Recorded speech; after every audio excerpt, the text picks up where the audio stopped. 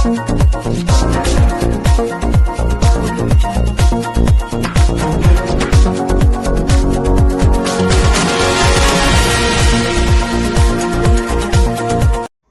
Police commissionerate के थाना sector 63 क्षेत्र के बहलोलपुर गांव में रहने वाली एक किशोरी का शव संदिग्ध परिस्थितियों में हुआ बरामद।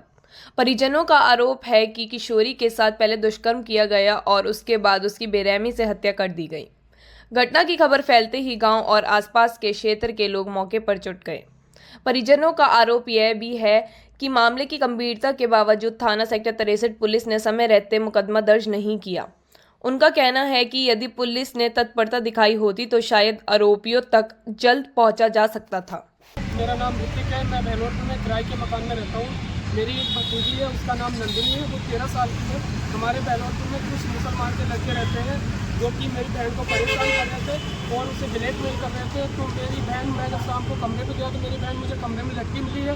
उसने एक नोटबुक लिखा है जिसमें कि उसने सारे लड़कों के नाम लिखे हुए हैं।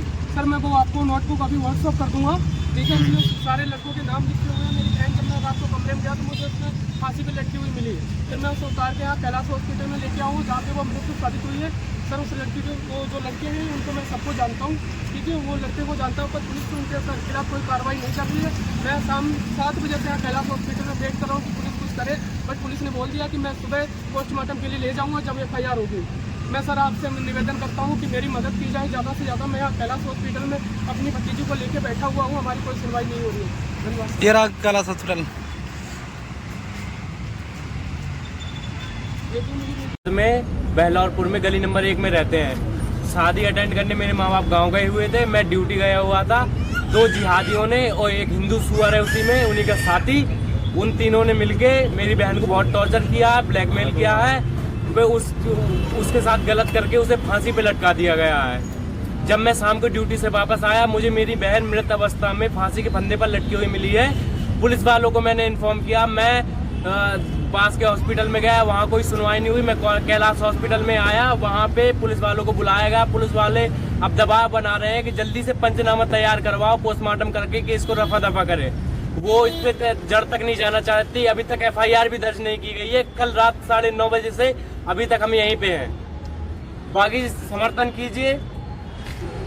मैं यति नरसिंहानंद शिष्य महादेवानंद गिरी ये भाई को भरोसा दिलाता हूँ कि हिंदू समाज और ये वाल्मीकि समाज के जितने भी हवाबाज वीडियोबाज जो कहते हैं फलाना ढिमका उखाड़ के फेंक देंगे, आज अपने समाज की बेटी के साथ गलत हुआ है उसका साथ देने के लिए सेक्टर 71 के इस कैलाश हॉस्पिटल आइए, जहाँ प्रशासन दबाव बना रहा है कि हम पंचनामा भरेंगे, अंतिम संस्कार की प्रक्रिया करेंगे।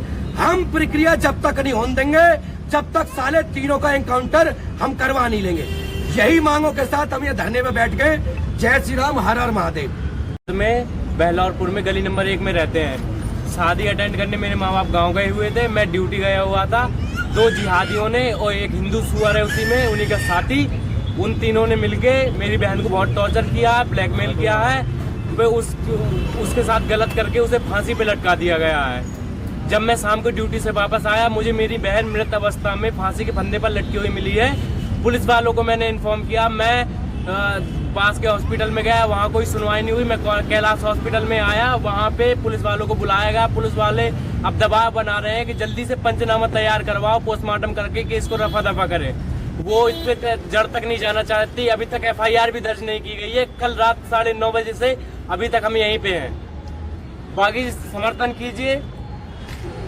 मैं यति नरसिंहानंद शिष्य महादेवानंद गिरी ये भाई को भरोसा दिलाता हूँ कि हिंदू समाज और ये वाल्मीकि समाज के जितने भी हवाबाज वीडियोबाज जो कहते हैं फलाना ढिमका उखाड़ के फेंक देंगे, आज अपने समाज की बेटी के साथ गलत हुआ है उसका साथ देने के लिए सेक्टर 71 के इस कैलाश हॉस्पिटल आइए, जहाँ प्रशासन दबाव बना रहा है कि हम पंचनामा भरेंगे, अंतिम संस्कार की प्रक्रिया करेंगे।